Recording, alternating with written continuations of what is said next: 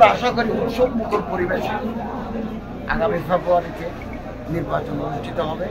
সুষ্ঠু অবাধ নিরপেক্ষ নির্বাচন হবে এবং যারাই নির্বাচিত হবে আমাদের সরকার আমরা তাদের হাতে ফলে আমাদের দেশে কনস্টিটিউশনাল কন্টিনিউটি সাংবিধানিক যে ধারাবাহিকতা এটা অক্ষুণ্ণ থাকে। কারণ এটা যদি ব্রেক হয় দেশের অগ্রগতি দেশের ইমেজ ক্ষতিগ্রস্ত হয়। এই জন্য আমরা সাংবিধানিক ধারাবাহিকতাটাকে রক্ষা করার জন্য আগামী ফেব্রুয়ারিতে নির্বাচনের আয়োজন করেছে এবং এটা যথাসময়ে অনুষ্ঠিত হবে। ধন্যবাদ। নির্বাচনের নানান অজুহাত আপনি বললেন যে আর কোনো অজুহাত নেওয়া যাবে না ফেব্রুয়ারিতে নির্বাচন, অজুহাত কি স্যার?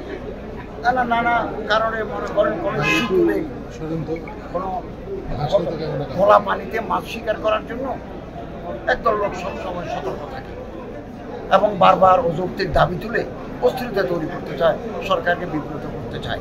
তো যতই করুক এগুলো আসবে। আমরা কিন্তু ডিটারমাইন্ড ইলেকশন করার জন্য নির্বাচন এবং ইলেকটেড গভর্নমেন্টের হাতে ক্ষমতা হস্তান্তরের জন্য আমরা আমাদের সার্বিক প্রস্তুতি রয়েছে। ইলেকশন কমিশন এভাবে কাজ করবে। নির্বাচন পিছিয়ে দেওয়ার জন্য বিভিন্ন সময় দেখা যাচ্ছে যে আন্দোলন, আন্দোলনের কারণে কি নির্বাচন পিছিয়ে দিতে পারবে? নানা আন্দোলন হয়, তারা তো তাদের দাবি দাওয়া আদায়ের জন্য হয়। আমি তো মোটিভ আন্দোলন হবে, আন্দোলন চলবে। আমাদের পক্ষে যতটুকু সম্ভব আমি তাদের দাবি দাওয়া পূরণ করছি। নির্বাচন তার নির্ধারিত আন্দোলন করেছি। 350-এর মতো মসজিদ প্রায় নির্মিত হয়ে গেছে। কিছু আমাদের হস্তান্তর করেছে আর কিছু হস্তান্তরের প্রক্রিয়া আছে।